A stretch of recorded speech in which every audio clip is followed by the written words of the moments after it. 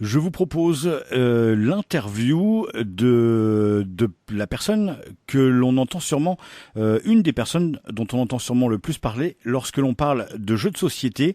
Il est très prolifique et il a une spécialité, les jeux à deux. Je vous propose d'écouter l'interview de monsieur Bruno Catala. Bonjour. Bonjour. Une interview parce que très prochainement, il y a un jeu sur le cyclisme, avec une petite particularité, on en reparlera, qui s'appelle Vélonimo, qui va bientôt sortir chez une toute nouvelle maison d'édition qui s'appelle Stratosphère. Avant de parler de ce jeu et du monde du jeu en général, j'aimerais qu'on en apprenne un petit peu plus sur Bruno Catala. Vous êtes un joueur, on le lit sur votre bio, vous êtes un joueur depuis votre plus tendre enfance, mais avant d'arriver dans le monde ludique, il y a eu un avant. Vous avez fait des études et vous n'aviez pas décidé de choisir cette voie ludique dans un premier temps. Non, absolument pas. Moi, j'ai suivi un parcours assez classique, hein, bac C à l'époque, parce que je suis vieux. Donc, il n'y avait pas de bac S. Donc, maths physique. Et puis après, j'ai fait des études de maths physique, voilà, qui m'ont amené à intégrer l'industrie. Et j'ai travaillé pendant 18 ans en tant qu'ingénieur en sciences des matériaux, en faisant de la recherche sur les alliages de tungstène. Voilà. Par contre, j'étais passionné de jeu. Et en parallèle de ces études et en parallèle de ce métier, j'ai exercé mes différentes passions, dont le jeu de société, et je me suis nourri de ça jusqu'à avoir envie un jour de créer mes propres jeux. C'est une passion, vous l'expliquez dans votre bio, qui ne vous quittait pas, et malgré tout, vous aviez déjà le besoin de réécrire des règles pour les adapter à vos envies et à l'envie des joueurs qui vous entouraient. Tout à fait. En fait, je pense qu'il y a énormément d'auteurs qui ont commencé comme ça. Ils ont commencé par bricoler les jeux qu'ils pouvaient acheter dans le commerce, et puis en faisant des variantes, des adaptations, des modifications. Et puis à un moment donné, à force de modifier tout, on se dit pourquoi est-ce que je ferais pas finalement mes propres jeux? Et puis en fait, on peut appeler ça une expérience tragique. C'est un licenciement qui vous donne l'occasion de dire allez, vivons cette passion jusqu'au bout. Est-ce que ça a été facile à prendre comme décision? Non, très compliqué parce que en fait, si vous voulez, la chance que j'ai eue cette problématique, c'est que quand j'ai subi mon licenciement économique, j'étais déjà auteur de jeux en parallèle. J'avais pas beaucoup de jeux publiés, j'en avais 2 ou 3 de publiés, ça me rapportait rien en termes d'argent. Mais par contre, j'avais déjà un petit pied ou un orteil dans le milieu. Et donc là, ma problématique, elle a été assez simple en fait, mais avec une décision compliquée à prendre, c'est que dans mon métier, moi, j'étais devenu un hyper spécialiste d'un milieu très étroit, en fait. Et ma spécialisation, elle intéressait du monde, mais à l'étranger, ou voire loin de l'autre côté de la France. Et en fait, moi, j'étais un papa divorcé avec des jeunes enfants, et j'ai fait le choix de donc tenter de créer mon activité pour pouvoir rester à proximité de mes enfants. Et du coup, je me suis dit, qu'est-ce que je connais en dehors de mon métier initial? Je suis passionné de jeux, je commence à faire des jeux qui se vendent.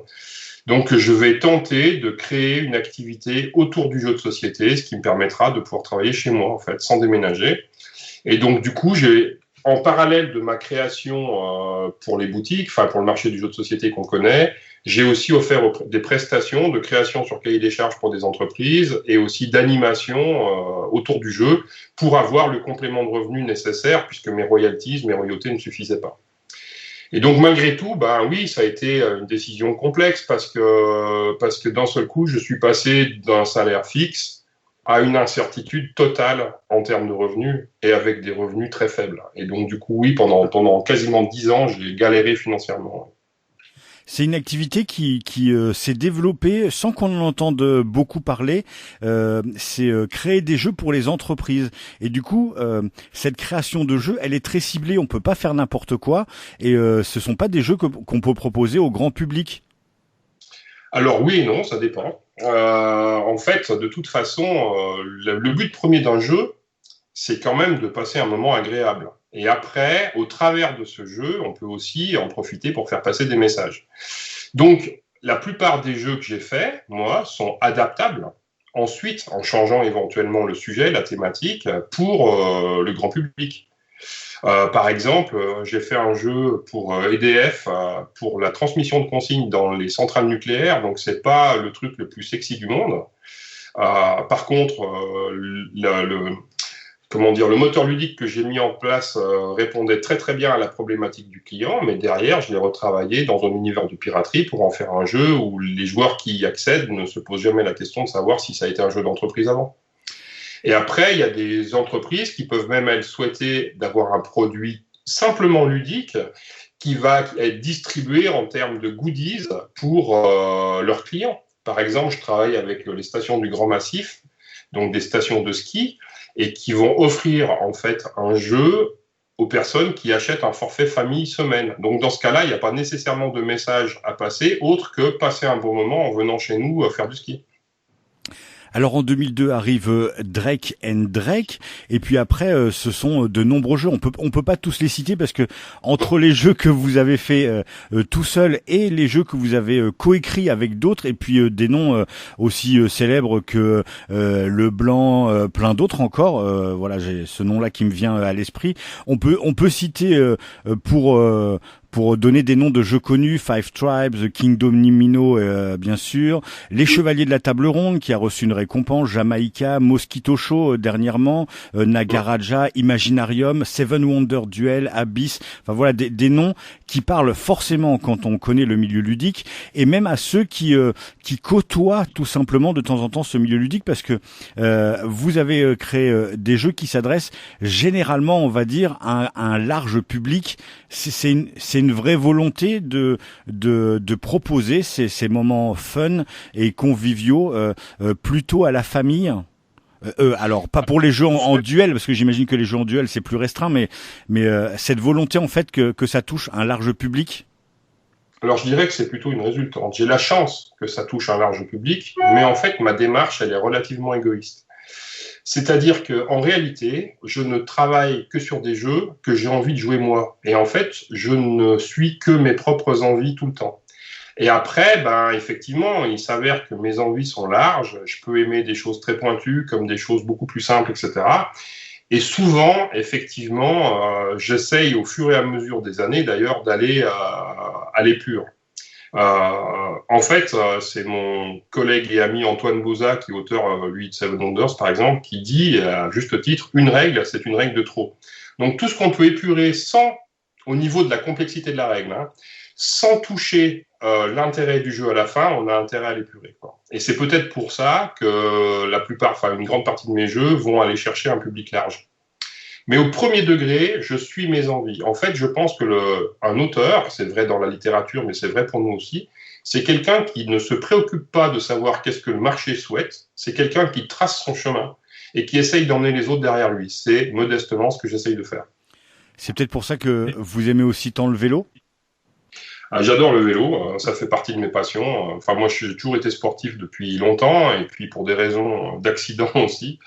Là, pour les coups d'accident physique, je pratiquais le rugby en compétition, etc. C'est des sports que je ne peux plus pratiquer aujourd'hui. Et comme j'ai toujours fait du vélo depuis mon enfance, voire même en club, etc., oui, là, par exemple, au moment même où nous parlons, je rentre d'un tour avec un copain, et je crois que cette année, j'en suis à 4600 km.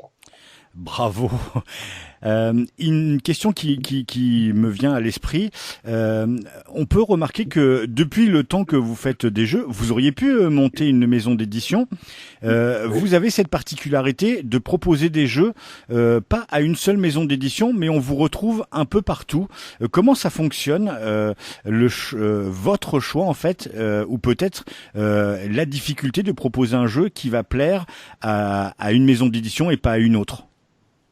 Alors déjà, comme je l'expliquais juste avant, c'est que mes goûts personnels sont très larges et chaque éditeur a plus ou moins ses spécificités. Donc, ce qui veut dire que l'ensemble de ce que je fais ne pourrait de toute façon pas trouver asile chez un seul éditeur. Donc, à partir de là, moi, quand j'ai terminé mon projet, quand je pense qu'il est présentable à des éditeurs, je vais aller frapper à la porte de ceux qui me semblent être à même d'être les plus compétents, entre guillemets, pour le projet que j'ai, ceux pour lesquels le projet va être le plus en adéquation. Donc, c'est ce qui explique aussi que je ne suis pas toujours chez le même éditeur. C'est très différent dans le monde de la littérature, puisque très souvent, un auteur est lié à une maison d'édition. Mais la différence, c'est que quand il est lié par contrat à une maison d'édition, la maison d'édition, elle lui garantit un minimum mensuel, ce qui n'est pas du tout le cas dans le jeu de société. On est rétribué que sur les ventes. On touche des royautés sur les ventes, et c'est quelques dizaines de centimes par boîte. Donc à partir de là, de toute façon, le nombre de jeux que je crée par an ne pourrait de toute façon pas rester chez un seul éditeur. Puis après, c'est bien parce que ça oblige aussi à se remettre en cause, ça oblige à travailler avec les uns, avec les autres. Ça ouvre la tête, en fait, d'une certaine façon. C'est pas mal du tout. Moi, j'aime bien ça. Et du coup, le fait de devenir éditeur ne vous a par contre jamais traversé l'esprit ? Si, je me suis posé la question, bien sûr. En fait, pour rien vous cacher, pour déclarer mes droits d'auteur, j'ai été amené à créer une société, en fait, parce que, on va pas rentrer dans les détails administratifs, mais le statut d'auteur de jeu, pour l'instant, n'existe pas ou est balbutiant en France. Donc, du coup, pour simplifier la chose, j'ai créé une société. Et quand j'ai posé les statuts de ma société en 2004, donc, la société, elle est dimensionnée pour pouvoir éditer et vendre. Donc, je me suis bien posé la question depuis le départ. Je sais le faire. Je sais le faire parce que je l'ai déjà fait de façon, anecdotique, et je l'ai déjà exercé ces fonctions de chef de projet chez des éditeurs. Donc, c'est quelque chose que je sais faire, mais je pense que c'est pas là où je suis le plus fort. Et à un moment donné, je pense que la personne qui sait tout faire à la perfection, elle n'existe pas. Et je me suis dit, ce qui me fait le plus triper, moi, personnellement, c'est la création. Et je pense que ma valeur ajoutée principale, à tort ou à raison, je pense qu'elle est là. Et donc, du coup, tant que je n'ai pas la nécessité de passer à autre chose, je préfère m'appuyer sur des gens qui ont des compétences supérieures aux miennes en ce qui concerne l'édition et surtout le marketing, la commercialisation, etc. Et moi, rester concentré sur ce qui me plaît le plus, à savoir la création. Après, si un jour j'ai une opportunité ou un jeu auquel je crois très fort, sur lequel je ne trouve pas l'éditeur qui veut le porter, il n'est pas interdit que je me lance. Mais ce n'est pas ma volonté, en tout cas.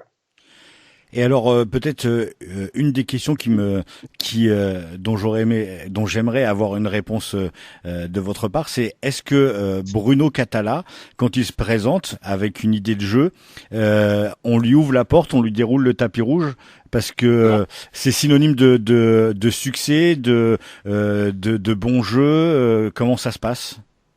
Non, alors ça ne se passe pas comme ça du tout. En fait, si vous-même étiez en train de travailler sur votre premier jeu, par exemple, et qu'on se retrouve tous les deux en compétition chez un éditeur avec deux projets donc concurrents, même si moi, j'ai déjà publié 130 fois, je crois, un truc de ce genre-là, et que vous, c'est votre premier jeu, et ben s'il a le coup de cœur pour votre projet, il fera le vôtre, et c'est tant mieux.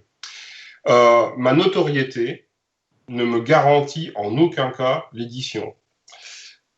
Elle me facilite les choses dans le sens que si je veux un rendez-vous avec un éditeur, c'est très simple. Il suffit que je le contacte et j'aurai le rendez-vous. Et je pourrai présenter mon jeu dans sans doute des conditions beaucoup plus agréables et faciles que la plupart des auteurs qui ne connaissent pas le milieu. Mais en fait, il suffit d'aller sur un salon, même quand on est novice, et puis de prendre rendez-vous au préalable, et les éditeurs vous recevront toujours.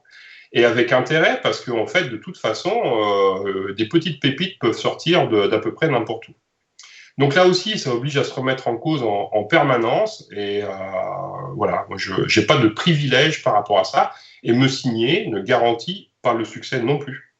Il y a à peu près, sur le marché francophone, il y a à peu près 700 à 1000 nouveautés par an. Donc un jeu qui portera mon nom sera un jeu de plus parmi ces 1000-là. Et donc, à partir de là, la probabilité que le public se concentre sur ce jeu-là n'est pas garantie. Et dans les boutiques, il est assez rare d'avoir des gens qui achètent sur le nom de l'auteur. Il y en a quelques-uns, mais c'est très rare. Donc, de toute façon, signer un jeu sur mon nom ne garantit pas le succès.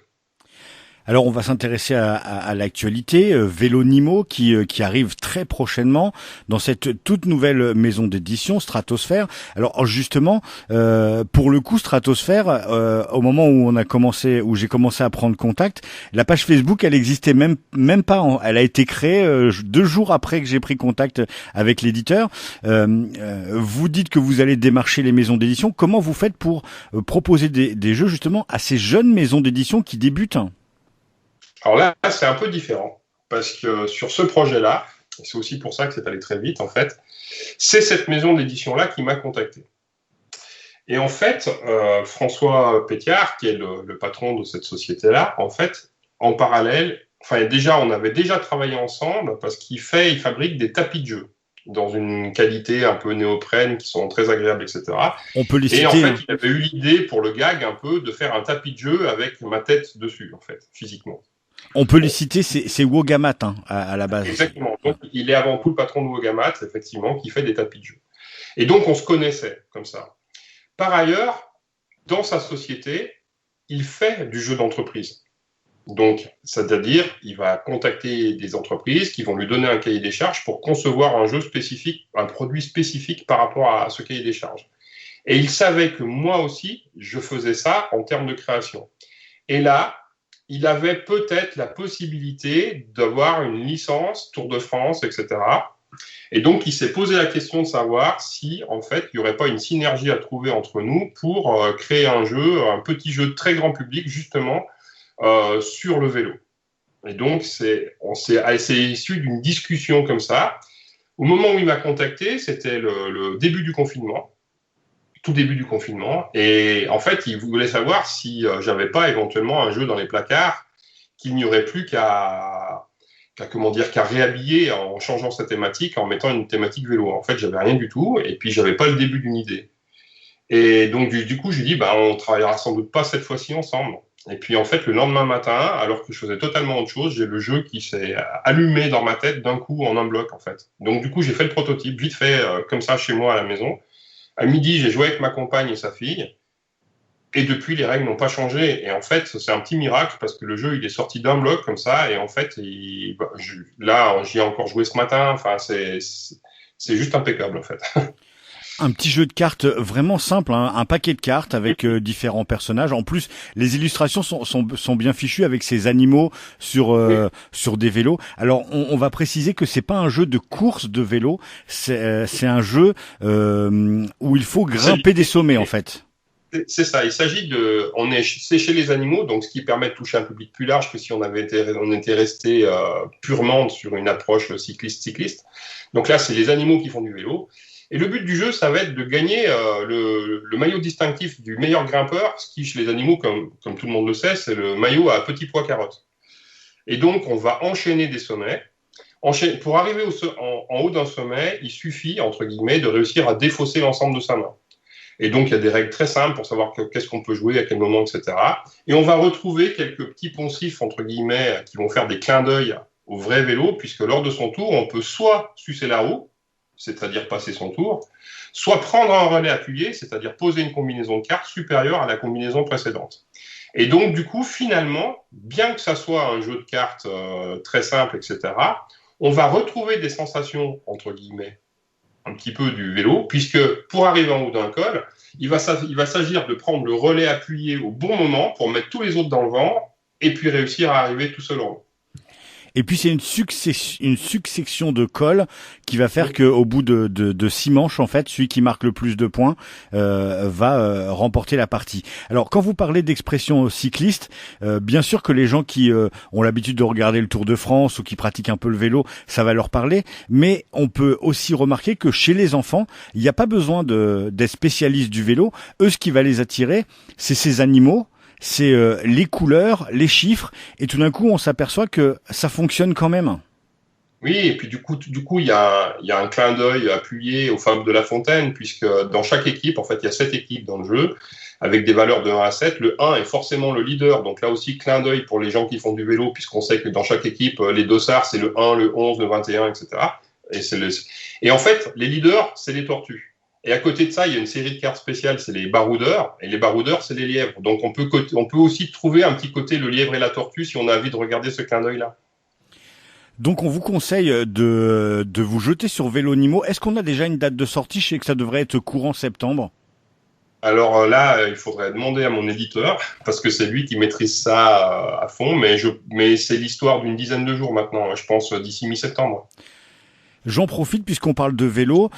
Sur la page Facebook de Stratosphère, il y a déjà un bandeau qui apparaît et on voit que la licence Tour de France est affichée. Est-ce que vous en savez plus ou pas du tout?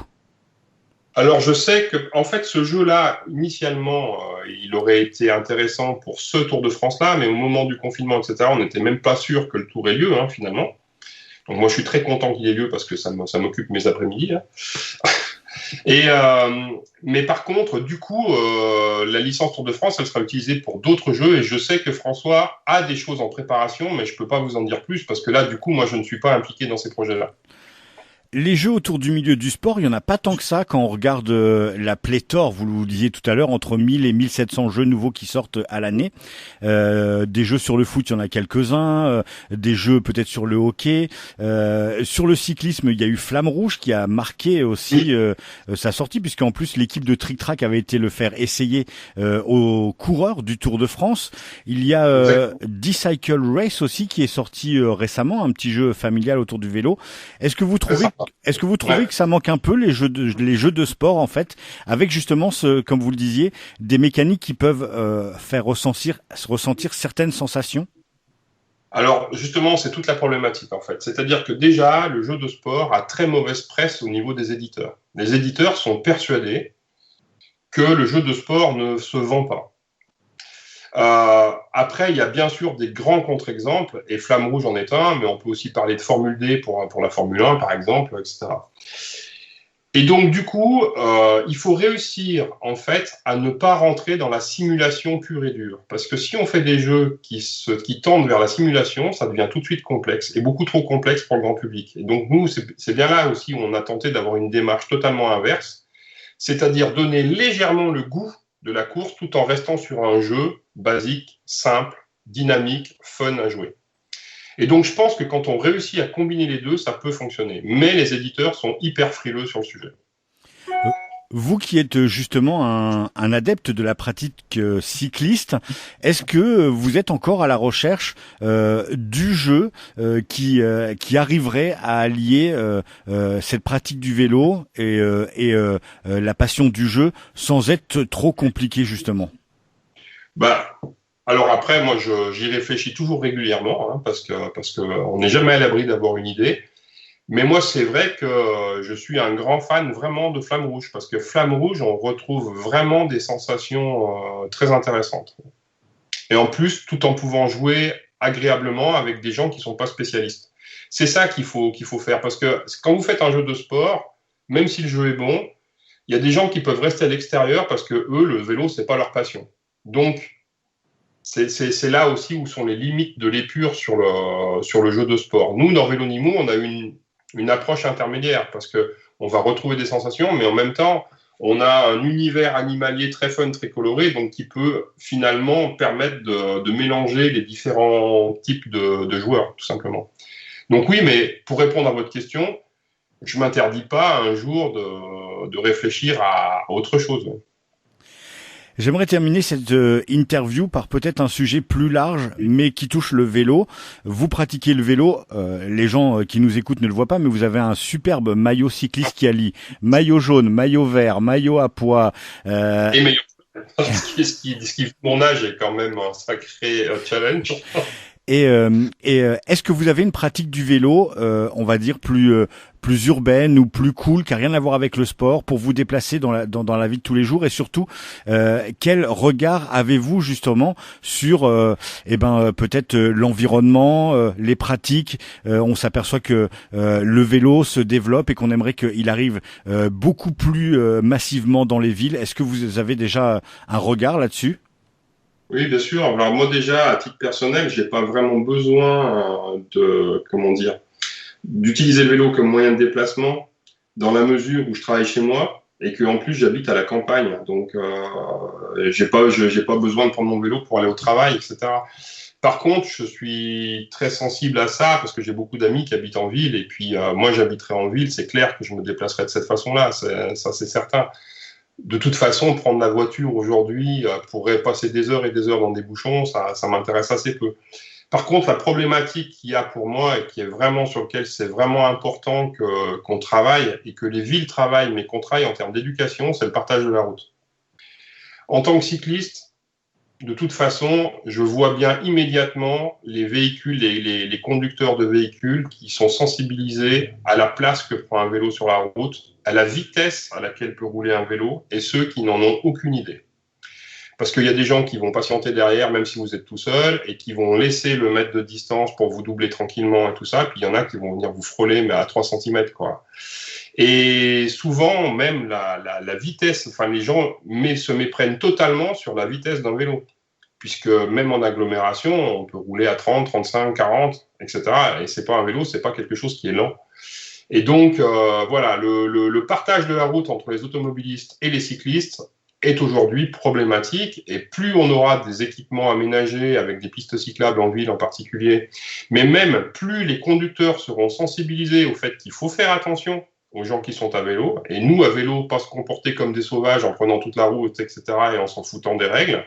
Je pense qu'il y a une vraie communauté à créer à ce niveau-là, et puis ça sera pour le bien de tout le monde. Merci beaucoup Bruno Cathala de m'avoir accordé cette interview. Bonne continuation. De toute façon, on va continuer à vous voir. Vélomino arrive, mais j'ai cru entendre parler d'autres jeux qui arrivent pour la fin de l'année. Oui, il y en a encore 5 ou 6 d'ici la fin de l'année. Ouais. 5 ou 6 d'ici la fin de l'année. Est-ce que vous vous rendez compte quand même que on vous voit? En fait, c'est presque un rendez-vous presque mensuel avec un jeu de Bruno Cathala.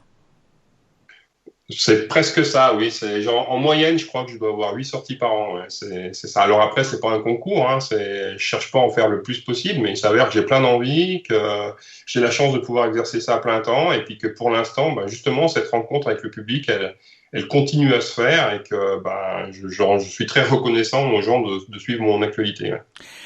Alors bonne continuation à vous, et puis merci encore pour tout ce que vous avez fait et pour tout ce que vous ferez dans les années à venir. Merci.